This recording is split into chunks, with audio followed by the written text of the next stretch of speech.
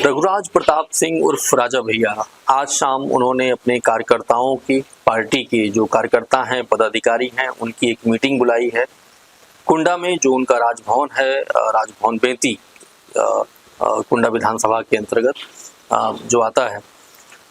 तमाम लोग वहां दिग्गज जुटेंगे, उनकी पार्टी के तमाम जो बड़े नेता हैं, छोटे नेता हैं, कार्यकर्ता हैं, समर्थक हैं। और ये सिर्फ प्रतापगढ़ कुंडा में ही नहीं हो रहा है, ये जौनपुर में भी हो रहा है। धनंजय सिंह ने आज ही मीटिंग बुलाई हुई है शाम 5 बजे। वो भी अपने समर्थकों के साथ बातचीत करेंगे, कुछ बड़ा फैसला दोनों लोग लेने वाले हैं।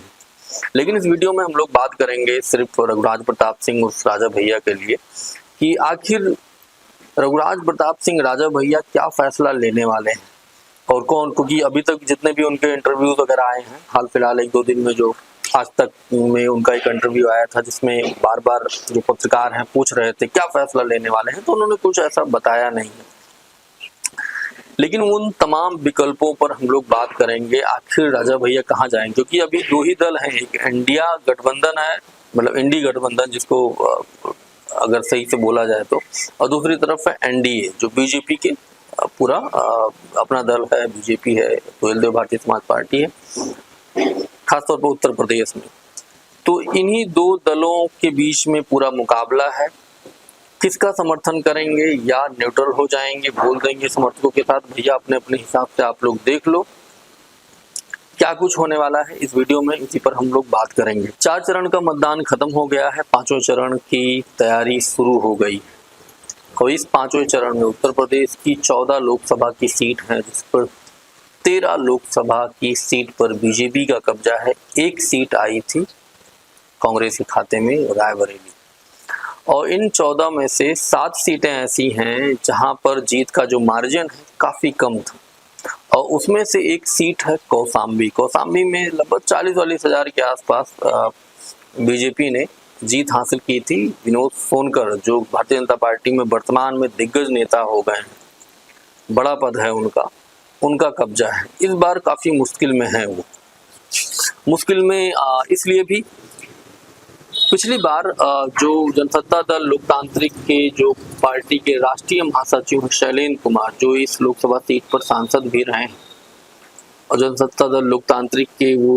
उम्मीदवार थे, 1.5 लाख के आसपास उनको वोट मिला था। और 2 विधानसभा ऐसी हैं, बाबागंज और कुंडा, जहां पर उनको सबसे ज्यादा वोट मिला था, बाकी 3 विधानसभाओं में उनको वोट नहीं मिला था। इस बार जो समीकरण बन रहे हैं पूरे उत्तर प्रदेश या पूरे देश में, बीजेपी की हालत खराब। आपने देखा होगा जिस तरह से पश्चिमी यूपी में जब मतदान शुरू हुआ था, किस तरह राजपूतों ने पूरा आंदोलन वहां शुरू किया, पंचायतें की, उसका असर मतदान प्रतिशत है वहां पर भी दिखाई दिया। और जो खबरें आ रही हैं वो बीजेपी के लिए ठीक नहीं है, खासतौर पर पश्चिमी उत्तर प्रदेश की अगर बात करें। इधर जैसे जैसे मतदान आगे बढ़ा, चरणों में मतदान धीरे धीरे आगे बढ़ा, थोड़ा सा अब जो है जिस तरह से जो भारतीय जनता पार्टी का हाई कमान है, खासतौर पर बात करें प्रधानमंत्री नरेंद्र मोदी के बाद गृह मंत्री अमित शाह के, काफी एक्टिव हो गए। और इस बीच में काफी कुछ हुआ भी है। जैसे आप देखिए कि धनंजय सिंह को जिस तरह से उनको सजा हुई, इसके बाद उन्होंने चुनाव लड़ने का ऐलान किया और फिर इसके बाद वो जेल जाते हैं, उनको जौनपुर से हटाकर बरेली भेजा जाता है। इधर बहुजन समाज पार्टी ने उनकी पत्नी श्रीकला को उम्मीदवार बनाती है पार्टी, और फिर आखिरी दिन, मतलब नामांकन का जो आखिरी दिन था, उनका टिकट कटकर श्याम सिंह यादव को मिल जाता है। तो एक तरीके से पूरा बीजेपी जिस तरह से शाम दाम दंड भेद करके जुटी हुई है, उसका असर जो है अब 5वें चरण में भी दिखाई देगा, क्योंकि ये जो 5वें चरण में 14 लोकसभा की सीटें हैं, इसमें 7 सीटें ऐसी हैं जहां पर बीजेपी ने काफी कम मार्जिन से जीत हासिल की थी। उसी में से 1 सीट है कौशाम्बी। पिछली बार 38 या 39 हजार के आसपास जीत हासिल उन्होंने की थी। और पिछली बार थोड़ा बीजेपी के लिए थोड़ा आसान भी था, क्योंकि बहुत सारे ऐसे फैक्टर काम कर रहे थे, सर्जिकल स्ट्राइक काम कर रहा था, पुलवामा काम कर रहा था, और 5 साल वैसे भी काफी कम होता है, 10 साल तो हो गए हैं। अब एक तरीके से सत्ता विरोधी लहर भी दिखाई दे रही है, जनता कुछ बोल नहीं रही है, और बहुत सारा सीटों पर मतदान प्रतिशत भी कम हो रहा है। और तो तो ये सब सारे कारण हो रहे हैं और इस बीच में अमित शाह भी सक्रिय हुए हैं। तो ये भी खबरें आई थी कि अमित शाह की मुलाकात हुई है रघुराज प्रताप सिंह और राजा भैया से। कुछ लोग कह रहे थे कि लखनऊ में मुलाकात होनी थी, नहीं हो पाई। बाद में राजा भैया बेंगलोर गए थे, वहां पर उन्होंने मुलाकात की है। क्या कुछ होगा शाम को 5 बजे पता चल जाएगा। लेकिन राजा भैया क्या करने वाले हैं ये थोड़ा सा, अगर आप उनकी पूरी सियासत को आप अगर देखें साल 2017 के बाद जिस तरह से मुख्यमंत्री योगी आदित्यनाथ मुख्यमंत्री बनते हैं, इसके बाद हर फैसले पर ज़्यादातर उनका समर्थन रहता है। 18 में जब पहली बार राज्यसभा में मतदान किया था और इसके बाद तल्ख रिश्ता उनके अखिलेश यादव से हुआ और फिर विधानसभा चुनाव में जिस तरह अखिलेश यादव वहाँ जाते हैं, कहते हैं कुंडा में कुंडी लगाने की बात करते हैं, फिर बाद में राजा भैया की तरफ से भी जवाब आता है कोई माई का लाल कुंडा में कुंडी नहीं लगा सकता। तो ये तो तमाम तरह की बातें चल रही थी, रिश्ते खराब हुए फिर सही भी हुए। इस बीच में ये भी चर्चा थी कि हो सकता है कौशाम्बी लोकसभा सीट जो है जनसत्ता दल लोकतांत्रिक को दे दी जाए, लेकिन वहाँ पर बीजेपी विनोद सोनकर को उम्मीदवार बना देती। फिर राजा भैया के जो सूत्र हैं और जो इधर जो समाजवादी पार्टी के जो लोग हैं, एक माध्यम निकाला गया, थोड़ी चर्चा हुई। हो सकता है कि अखिलेश यादव जो है एक सीट जो है इनको दे दें शैलेंद्र कुमार को, लेकिन बात नहीं बन पाई। और अगर देखा जाए तो इसके बात अखिलेश यादव से क्यों नहीं बन पाई, तो इसके पूरा का पूरा जिम्मेदार जो है रघुराज प्रताप सिंह और राजा भैया ही। आप देखिए राज्यसभा के मतदान के पहले जो है जिस तरह से नरेश उत्तम पटेल लखनऊ उनके रामायण कोठी पर जाते हैं, उनसे समर्थन मांगते हैं उनके 2 विधायकों का कि आप हमारा समर्थन कीजिए और बदले में हम आपको सीट देंगे। मतलब जो भी पॉलिटिकल जो नेगोशिएशन जो होता है दोनों लोगों के बीच में वो हो रहा था। और बाद में उसी के बाद में राजा भैया का स्टेटमेंट आता है कि नहीं हम भारतीय जनता पार्टी के साथ में हैं। शायद उनको ये अंदाजा था कि हो सकता है बीजेपी उनको एक सीट दे दे, लेकिन सीट नहीं दी। बाद में फिर समाजवादी पार्टी से वो मिलने क्या मतलब उनके जो कुछ ऐसे समर्थक हैं जो सपा के समर्थक हैं, दोनों लोग आपस में कुछ बातचीत किए होंगे। बहरहाल बात नहीं बन पाई। फिर ये हुआ कि अब जाहिर सी बात है मुकाबला 2 लोगों के 2 संगठन के बीच में है, 2 राजनीतिक दलों के बीच में है। एक है इंडिया, एक है एनडीए। इन दोनों में किसका समर्थन करेंगे? तो जहां तक बहुत सारे लोगों से मेरी बातचीत हुई है तो उनका यही कहना है कि हो सकता है कि राजा भैया यहाँ पर 2 फैसले ले सकते हैं। पहला फैसला ले सकते हैं कि बीजेपी के साथ वो चले जाएंगे, बीजेपी को समर्थन दे देंगे, और दूसरा जो बड़ा फैसला ले सकते हैं कि वो न्यूट्रल हो जाएंगे, जिसको बोल देंगे जिसको जहां जाना हो वहां जाए।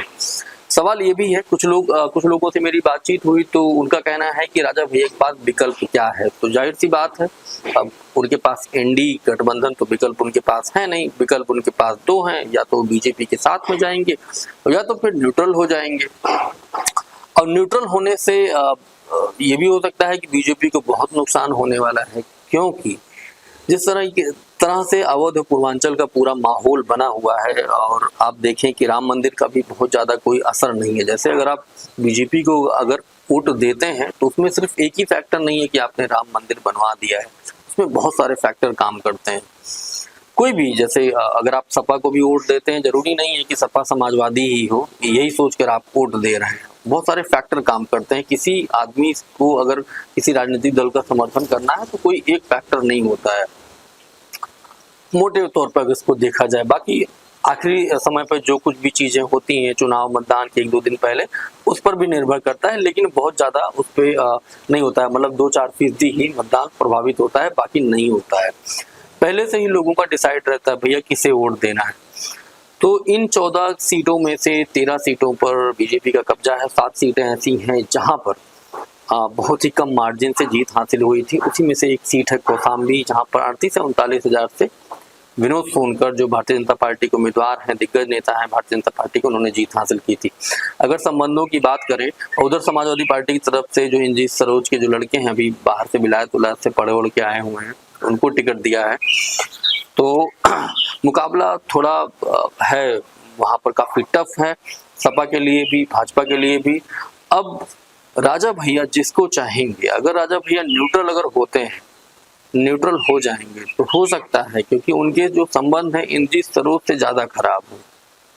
अगर विनोद सोनकर की अपेक्षा जो है इंद्रजीत सरोज से संबंध रघुराज प्रताप सिंह उस राजा भैया के ज्यादा खराब है, तो हो सकता है कि वो बीजेपी का समर्थन कर दें। ये भी हो सकता है कि वो न्यूट्रल हो जाए, तब भी बीजेपी को श्योर नहीं है कि वहां पर जीत हासिल कर भी लेगी वो। तो क्या कुछ वैसे फैसला लेने वाले हैं, ये तो अब शाम को 5 बजे ही पता चलेगा, जब सारे समर्थक लोग बोलेंगे कि इधर समर्थन करना चाहिए। हो सकता है कि इसका नुकसान जो है रघुराज प्रताप सिंह और राजा भैया को व्यक्तिगत तौर पे हो, क्योंकि आप देखिए जिस तरह से भारतीय जनता पार्टी ने पूरे पश्चिमी उत्तर प्रदेश में जो पूरा राजपूतों का पूरा आंदोलन शुरू हुआ था, और जिस तरह से जो पुरुषोत्तम रूपाला ने टिप्पणी की थी, एक भी बयान जो है रघुराज प्रताप सिंह और राजा भैया ने बीजेपी के खिलाफ नहीं दिया। वो चाहते तो आलोचना कर सकते थे। पूरे जो क्षत्रिय समाज है जिस तरह से पूरे मसले पर आंदोलन कर रहा था, एक ट्वीट कर सकते थे, कोई स्टेटमेंट दे सकते थे, लेकिन उन्होंने नहीं दिया स्टेटमेंट। अब उनकी भी बहुत सारी मजबूरियां होंगी। कुछ लोग कह रहे हैं भैया अमित शाह उनको दबा ले गए हैं कि मुकदमे खुल जाएंगी, ये खुल जाएगा, वो खुल जाएगा।